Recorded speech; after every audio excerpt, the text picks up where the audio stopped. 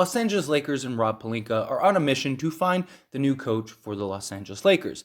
They need a replacement for Frank Vogel because he was the scapegoat that they used to fire, as usual, right? The coach is always the first one to go, especially after a disastrous season when the Lakers didn't even make the play-in with Westbrook, Davis, and LeBron. That's a huge disaster, so you knew somebody was going to go. And whatever happens in this offseason, whether they trade Westbrook, keep him, whatever new players come on the roster, whatever changes are made, I don't know what kind of coach is truly going to be able to solve this dilemma. Now, there have been tons of candidates out there from Doc Rivers, Quinn Snyder, Mark Jackson, even Juwan Howard, and whoever they decide to be the coach for next year in the Los Angeles Lakers, it's more than just that. I mean, it's a proper roster. And look, Rob Pelinka, I feel, has gotten a lot of hate, especially recently for this disastrous year, but he has done a great job from day one. I mean, and a lot of people, you are what the last thing you did was,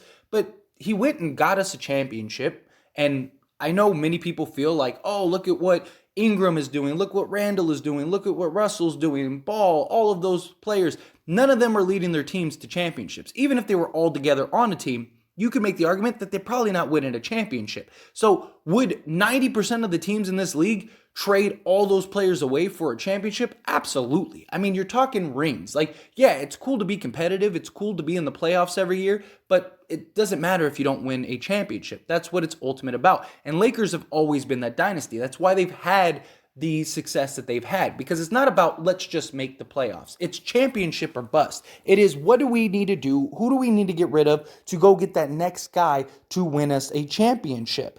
And all of that from the front office down, Rob Pelinka has done a good job in that department. We won a championship, and he didn't just stand still. He went and got 2 Six Men of the Year that were just dominant, and it didn't work out. But that happens. It happens all the time. But people were praising him when he went and did that. I mean, every reporter, every, talk radio, every, ESPN show, all of them were talking about Rob Pelinka did it again. This team is better than the championship team last year, and this and that and the other. And guess what? They were in the play-in. They weren't very good. It didn't work out. And Rob Pelinka became the bad guy. And it's like, well, nobody was complaining when he first did it. Everyone thought and were, heralding him as the greatest GM, and he should win, GM of the year and all of that stuff.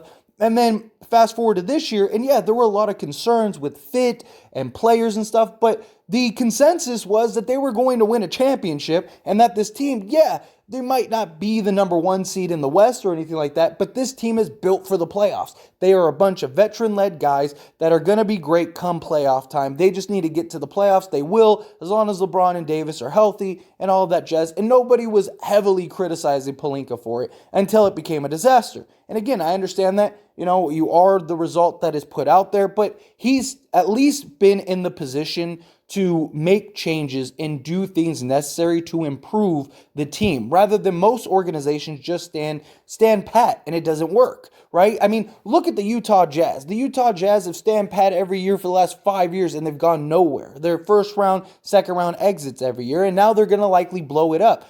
At least Rob Pelinka is making the changes. But when it comes to a coach, again, whether it's Frank Vogel, Mark Jackson, whoever the case may be, this is a team and a roster that, unless Rob Pelinka can pull a rabbit out of his hat, we kind of know what this team is going to be. It's not going to be a great team. Again, you can never rule out a healthy LeBron and Davis. The two of them healthy together, I think, are always dangerous. But realistically, unless they can trade Westbrook for some quality pieces that really fit, like if they can do the Charlotte trade or, the Indiana trade or something like that, maybe get another good piece or two.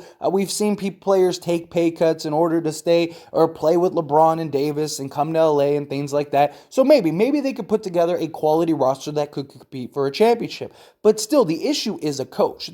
Is there a name out there that really stands out so much that you're like, yep, that's the coach we need to win a championship? Doc Rivers, I have stated several times on this channel, I do not believe in Doc Rivers. I mean, he is highly, looked at in the league. He's a player favorite, a fan favorite, all of that stuff. But what has he achieved other than setting the record for most 3-1 leads blown and just underperforming every year? I mean, seriously, the only time he's ever won and achieved anything was a team that didn't even need him to achieve that. I mean, that Celtics team could have won without him. I could have been the coach of that Celtics team, and we probably would have won the championship. I mean, he's never done anything that has been, wow, he's just an incredible coach. 2 weeks ago, people were killing him over, oh, well, he's going to be the first coach to blow a 3-0 lead and all this stuff. We saw it time and time again. Quinn Snyder, what has he done? I mean, he basically has LeBron and Davis light, and it hasn't been successful. Mark Jackson had tons of behind-the-scenes drama. Juwan Howard, we don't know if he's capable of coaching the NBA. Nick Nurse, I think, would be the best option just because, I mean, look what he's doing. But is he really going to leave Toronto and what he's got going on there? And on top of that, they go and get Phil Jackson to help consult. We saw that in New York. We saw what Phil Jackson is capable of when he went through 4 coaches in like 5 years because he couldn't get it right. And I get it. The Lakers' go-to have always been, in Phil Jackson we trust. But we are so far removed from Phil Jackson being that great dynasty coach, right? Phil Jackson is arguably, if not the greatest coach ever. I completely agree with that. I mean, he has done some amazing things, but look at what he's had to work with. He's had Jordan and Pippen and Rodman, and he's had Shaq and Kobe and all of these great, top 5 players all time to fit into his model, into his formula. I mean, it helps. I'm not saying that he shouldn't be looked at as one of the greatest coaches ever, but he was in a very unique situation, and he has a formula and system that isn't going to work for this Lakers team. What is he looking for? The best coach that can run the triangle? I don't think that works. The triangle is great for setting up spots. It's great when you have that wing. And yes, you have a Davis, you have a LeBron, similar to a Kobe and Powell and things like that. So you could do stuff, but the problem is that now we are in an age where that type of offense is a lot more predictable. Now people understand it better. It wasn't the mystery and anomaly that it was back in the early 90s and 2000s. People understand it. It's why nobody else really runs it. There are other coaches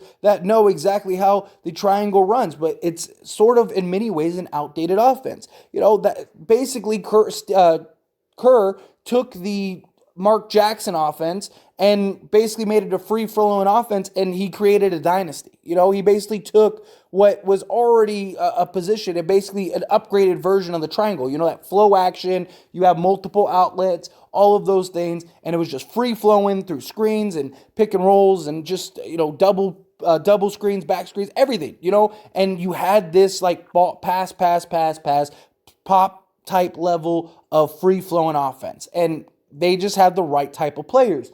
I don't see Phil Jackson solving your issue immediately. I don't see Phil Jackson being the consultant that's going to find the diamond in the rough that's going to lead your team to a championship, because it comes down to the players as well. You need somebody that isn't afraid of LeBron and Davis, and if Westbrook's still on the roster, Westbrook. You need somebody that can coach them, that can actually run schemes, that can get people and players to buy into the defense. All of these things take a play. And you have LeBron James, who's notorious with coaching, right? The big question has always been what would have LeBron done had he had a Phil Jackson or something along those lines? Because historically, he's not had some great coaches, but still, you need a coach that can handle him, that's not afraid of him. Many people wanted to see Tyronn Lue, which I think would have been great, but unfortunately that's came and went, and it's not going to happen. So who is going to really turn the ship around? I don't see anybody that's out there that's really going to do that. I don't see anybody that is able to put themselves in a position to lead the charge that this Laker team needs to win a championship. I think it's going to fall on LeBron and Davis and whatever pieces Rob Pelinka can put around them ultimately. I just think the coach at this point is just kind of the guy that's there subbing people in and out, just based on the roster we have. I don't know, and that's kind of what Pelinka did with Frank Vogel, right? Frank Vogel, he was this big defensive-minded coach, And the whole idea was, oh, he's a defensive guy. You had Jason Kidd to run the offense. And it just showed how valuable Kidd was. I mean, seriously. And look at what he's done with Dallas. It's just, I don't know. I don't think that there is a foolproof answer out there that's just going to turn everything around. But as always, this is a discussion, so I want to hear from you. Let me know your thoughts down in the comments below. What do you think about this Lakers coaching situation? Who do you want to see to be the coach? Which candidate do you think would fit best? Do you think, like, yeah, it doesn't really matter? I mean, obviously coaching matters. I'm not saying, like, go hire some 15-year-old kid or something. You do need a coach. You do need somebody that's out there that's, calling the shots, things like that, that's making the adjustments. You need a coach. But I just don't think that there's any available coaches out there that are going to come to this dumpster fire that is the Lakers right now and say, okay, I'm going to turn this around. I just don't see it. There's only a handful of coaches out there that I think are capable of that, and none of those coaches are leaving. We're not getting Greg Popovich. We're not getting Nick Nurse. These guys aren't going to come out. Brad Stevens isn't going to leave a front office job to come down and coach the Lakers. Like, it's just not going to happen. So you're left with basically guys that have underwhelmed and haven't really been able to prove that they're the guys that can lead a team to a championship. I don't see the answer. But, I'd love to hear your thoughts either way down in the comments below. That being said, if you haven't liked this video, hit that like button. Helps me out a lot. Lets me know you enjoy these types of videos, and I truly appreciate it. If you're not subscribed to the channel, hit that subscribe button, follow with the bell notifications. I'll see you all in the next one. Thank you.